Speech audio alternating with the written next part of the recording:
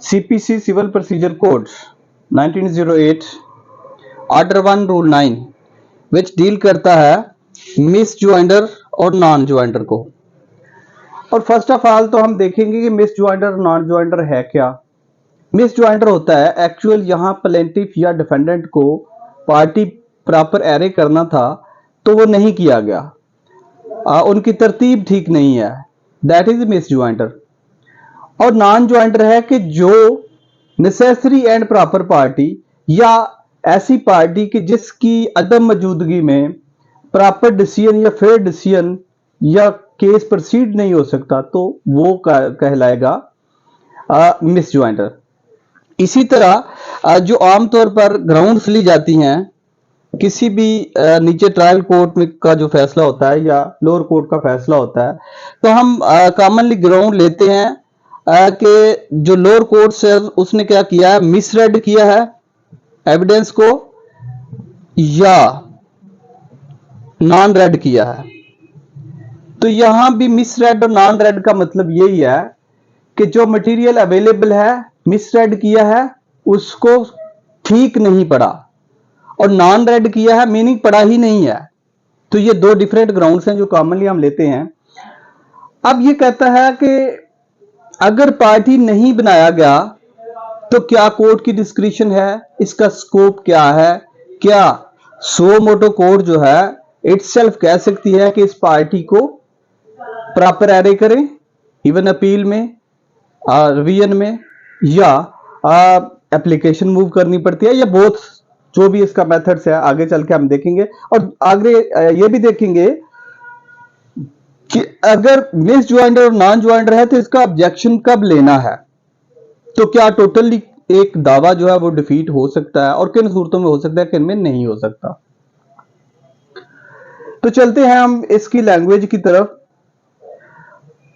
Order 1 rule 9 CPC का कहता है और साथ ही कनेक्टेड इसके एक ऑर्डर आएगा ऑर्डर 1 रूल 13 ऑर्डर 1 रूल 13 भी इसी से रिलेटेड है जो कि नियर टू है इसके। Misjoinder and non joinder no suit shall be defeated by reason of the misjoinder और नॉन ज्वाइंडर ऑफ पार्टीज। अब लफ्ज पार्टीज की बात करता है, ना इसने प्लेंटिफ की बात की, ना डिफेंडेंट की, ना एप्लेंट की बात की, ना रिस्पोंडेंट की, पटिशनर की या रिस्पोंडेंट। नो, पार्टीज मीन कि अगर कोई पार्टीज किसी शख्स को किसी के खिलाफ रिलीफ दरकार था तो उसको पार्टी नहीं बनाया गया या जिसकी असिस्टेंस कोर्ट को जरूरी थी प्रॉपर प्रोसीडिंग के लिए, फेयर डिसीजन के लिए, उसको पार्टी नहीं बनाया गया। आगे कहते हैं जी, अब पार्टीज मीन कोई भी हो सकता है इसमें। एंड द कोर्ट में in every suit deal with the matter in controversy so far as regards the rights and interest of the party actual before it। अब यहां थोड़ा सा और बात करता है, वो कहता है कि अगर एक प्लेंटिफ ने रिलीफ लेना था 4 डिफेंडेंट के खिलाफ जो मेन उसका रिलीफ था, लेकिन क्या किया उसने जस्ट उसमें पार्टी बना दिए 2 डिफेंडेंट। अब 2 की हद तक उसको रिलीफ मिलेगा। ये तो असेंशियल जो थे जो नेसेसरी थे, नेसेसरी एंड प्रॉपर पार्टी भी इसके साथ ही आगे चल के हम देखेंगे। अब सर इसमें जो बाकी इसका ऑर्डर 1 का रूल 13 डील करता है, वो कहता है कि ऑब्जेक्शन कब लेने चाहिए और अगर वो ऑब्जेक्शन नहीं लिए गए तो वो क्या समझे जाएंगे, वेव समझे जाएंगे कि वो ऑब्जेक्शन लिए ही नहीं गए, कंसीडर ही नहीं किए गए। तो ऑर्डर 1 रूल 13 की language, objection as to joinder और मिस ज्वाइंडर किस स्टेज पे, कब, तो एज सून एज पॉसिबल। ये जब भी फ्रीकेंस एडवर्सरी वहां पहुंचे, अदालत में जाएं, अदालत को अप्राइज करें, इन्फॉर्म करें, इंटीमेट करें थ्रू एप्लीकेशन, और अदालत को इटसेल्फ ये नॉलेज में आए तो अदालत सो मोटो भी कह सकती है, ये अदालत का स्कोप है। All objections on the grounds of non-joinder or misjoinder of parties shall be taken at the earliest possible opportunity. When और where एक opportunity, एक time available है, पार्टी पहुंचती है तो immediately लेने चाहिए. And in all cases where issues are settled at or before such settlement.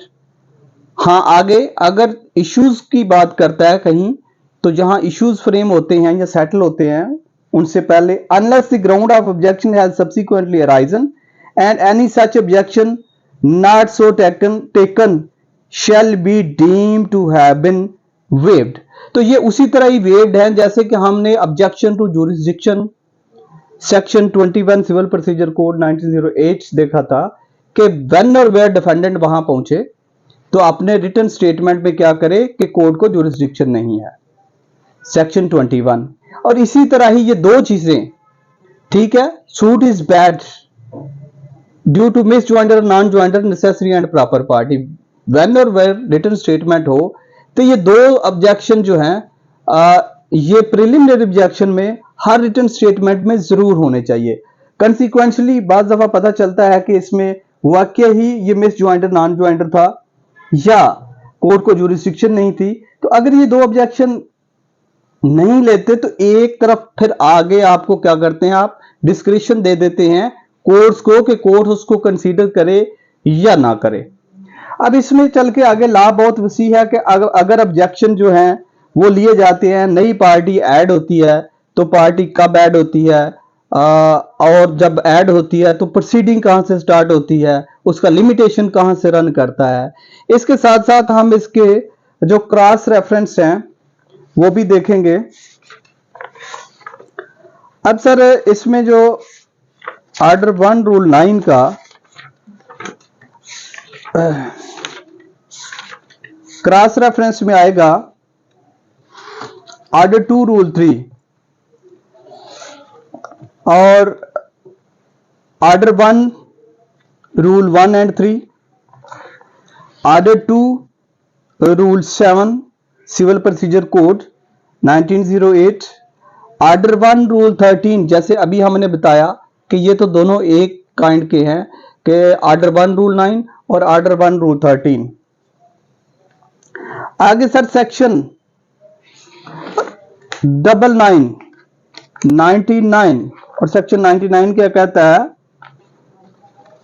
कि no decree to be reversed और मॉडिफाइड फॉर एरर और इरेगुलरिटी नॉट अफेक्टिंग मेरिट्स और जुरिस्डिक्शन. दो बातें करता है. अगर किसी पार्टी को ज्वाइन करना था उसे नहीं किया तो वो क्या होगा कि वो कहता है कि डिफेक्टिव नहीं है, अगर डिसीजन में कोई खराबी नहीं है तो कोई उसे डिग्री और जजमेंट को रिवर्स नहीं किया जाएगा. साथ ही साइमल्टेनियसली जो बहुत अहम सेक्शन है क्रॉस रेफरेंस के वाले से वो है जी 107 power of appellate court. Appellate court को वो सारे ही अख्तियारात हासिल हैं जो कि एक ट्रायल कोर्ट को हैं और इसी तरह एपलेट कोर्ट में भी ये ऑब्जेक्शन क्रॉस रेफरेंस में लिए जा सकते हैं. और इसको हाई कोर्ट का रूल डील करता है जी, rule and order of the Lahore high court chapter 1 part C rule 3 और वॉल्यूम 1 है इसका. इसी तरह इसको डील करता है सेक्शन 11 रेस जुडिकाटा कि अगर एक दफा हो गया तो बाद में कोई पार्टी नहीं कहती कि मुझे ज्वाइन नहीं किया गया अगर डिसीजन जो है वो ठीक है, मेरिट पे है. आगे इसका जी order 41 rule 33 civil procedure code. तो ये सारे ऑब्जेक्शन थे कि ये इमीडिएटली लेने चाहिए और अगर नहीं लिए तो वो deem to be waived unless merit पे डिसीजन जो है वो नहीं हुआ तो फिर मिस ज्वाइंडर, नॉन ज्वाइंडर के डिफेक्ट को रेक्टिफाई किया जा सकता है और कोर्ट की डिस्क्रिप्शन है.